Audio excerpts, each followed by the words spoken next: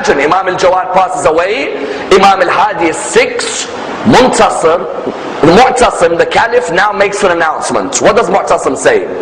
Mu'tasim calls his companion Umar ibn al-Faraj. He says, Umar, you know al-Jawad was 8 when he became an Imam, do you remember? He said, yes. He said, do you believe his knowledge was truly from God? Or do you think maybe he had a private tuition when he was young which affected his knowledge? You see, sometimes Allah can show you all the light, but you still don't believe. True? You can be shown all the light in the world, but you still don't believe. He said to him, do you think that it came from God, that knowledge about the ihram, the pilgrim who hunted, and what's the kafara? Is that from God? Umar ibn al-Faraj said, it doesn't matter. It might not be from God. It might be from a private tutor. He said, very well. Now that al-Jawad is dead, his son al-Hadi is 6. Maybe if we get to al-Hadi at this age, he will not have the knowledge al-Jawad had. Subhanallah. You see where the mind is? 6, 8, these are all from the lines of Ahlul Bayt. These are all people who inherit knowledge one from another. So do you know what they did? They got a private tutor called Ubaydullah al-Junaydi. Ubaydullah al-Junaydi was a master of law, master of Quran, master of hadith, master of ethics, master of Arabic grammar. He had mastered absolutely everything. He came to Al-Mu'tasim. Al-Mu'tasim looked at him. Al-Mu'tasim said to him, listen, you know that 6-year-old there? He said, which 6-year-old? He said, the one there. He said, oh, Ali, son of Muhammad? He said, yes. He said, we want you to be his tutor from now. So when Umar ibn al-Faraj then interrupted and said, do you know why we want him as why we want you as his tutor? He said, why? He said, we want you to get to his mind before another person gets to his mind. So he said to him, what do you want me to instill in his mind? He said, instill in him the hatred towards the religion of Islam. Ubaydullah al-Junaydi said, but I'm of the scholars of Islam. He said, okay, instill in him the hatred of this idea of family of the Prophet. Let him believe in something else. Ubaydullah al-Junaydi said, leave this to me. I'm a man of age. This is a 6-year-old. His father was 8, maybe he had a private tutor. 6 years old, leave it to me. Ubaydullah al-Junaydi went in. The next day someone saw him. Ubaydullah, how's your servant doing from Bani Hashim? He said, which servant? He said, you know, the kid, the 6-year-old, how's he doing? He said, don't call him a servant. This is one of the scholars of Al-Muhammad. He said to him, what do you mean?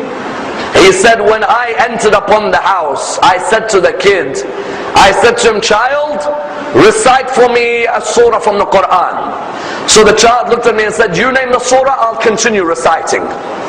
So as soon as I named the surah, I picked the longest surah in the Quran. This child began and continued reciting. And his voice was the equivalent of the voice of Prophet Dawood alayhi salam. His voice, I have never heard a voice like this. That when the Quran says Dawood's voice was amazing, I guarantee you his voice was like Dawood. And then he said, but do you know something more extraordinary, which tells me that these have got knowledge from God, not from a private tutor? He said to him, what is it? He said, every verse of the Quran I ask him about, he tells me when it was revealed, where it was revealed, and about who it was revealed. He said, can you tell me how a 6-year-old can know all of this already? He said, don't leave me with this child, because it's not me who's disciplining him, he's disciplining me. It's better that I walk away. When Al-Mu'tasim heard this, Al-Mu'tasim thought, yes, I know they have knowledge, but surely there is someone who could question them. Do you know who Al-Mu'tasim called again? Sometimes, wallah, you don't learn from your mistakes, do you? He called Yahya bin Aktham again. Yahya bin Aktham had already gone through the most embarrassing day of his life with Imam al-Jawad. Now Yahya comes back again. Al-Mu'tasim says to him, Yahya, I want you to ask this young man questions. He said, you mean the one who's the son of the one I asked for, Mamun? He said, yes. He said, do we have to go through this again? He said, yes, Yahya, ask him. He said, but you know, these people, their knowledge is different.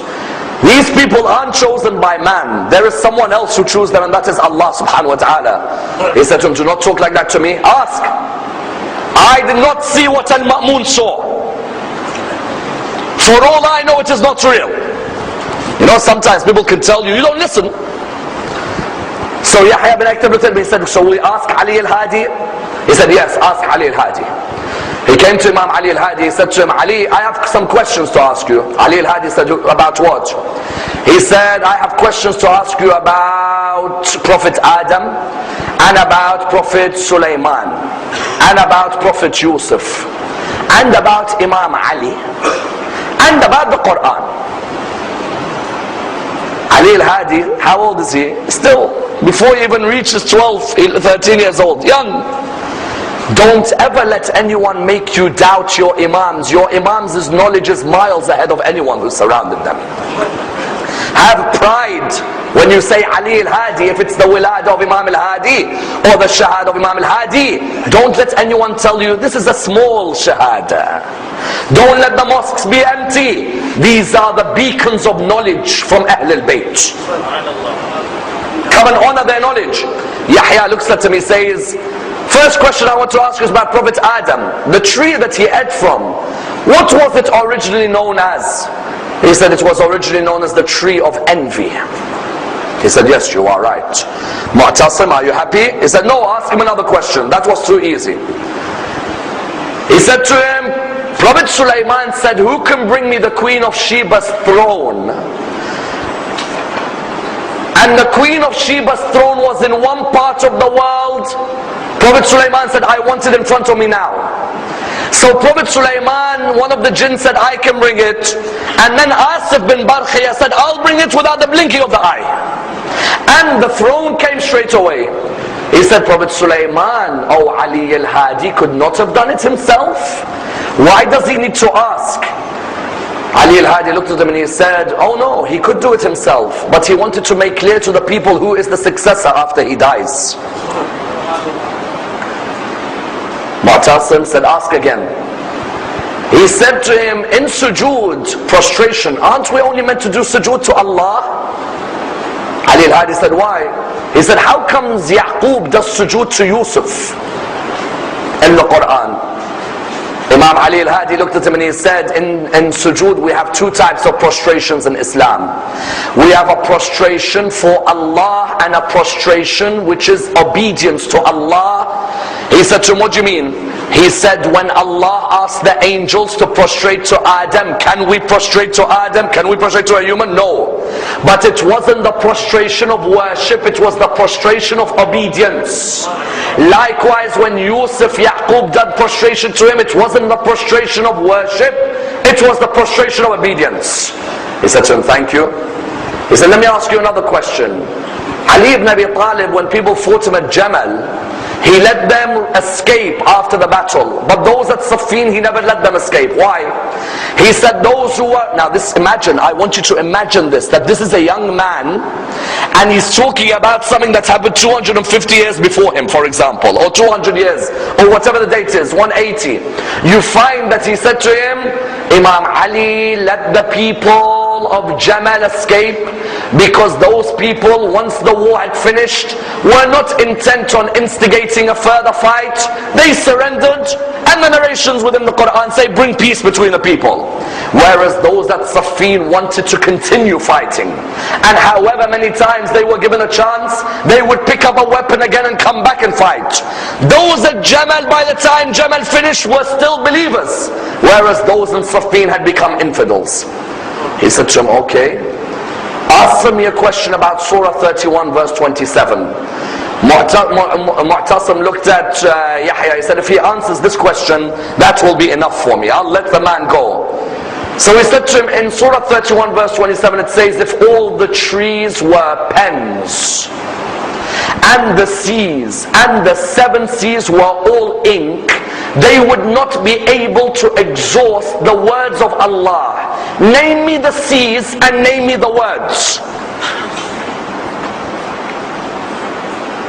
Mu'tasim looked and he said, if he can answer this, I will let him go. Imam al-Hadi, only 7-8 years old, looks at Mu'tasim and he looks at Yahya bin Akhtam. He says the seven seas is the sea in Yemen, and the sea of Tabariya, and the sea of Kibrit, and the sea of Bahran, and the sea of Barhut, and the sea of Lisan, and the sea of Ceylan. He said to him, okay, and what are the words of Allah? He said, the words of Allah are As'al Muhammad, that if you got all the trees and they were pens, and that you got 7 seas and they were ink, all of them, if they came together, would not be able to exhaust the virtues of Muhammad and Al Muhammad. He looked at him, he said, you've answered my question now, I will let you go.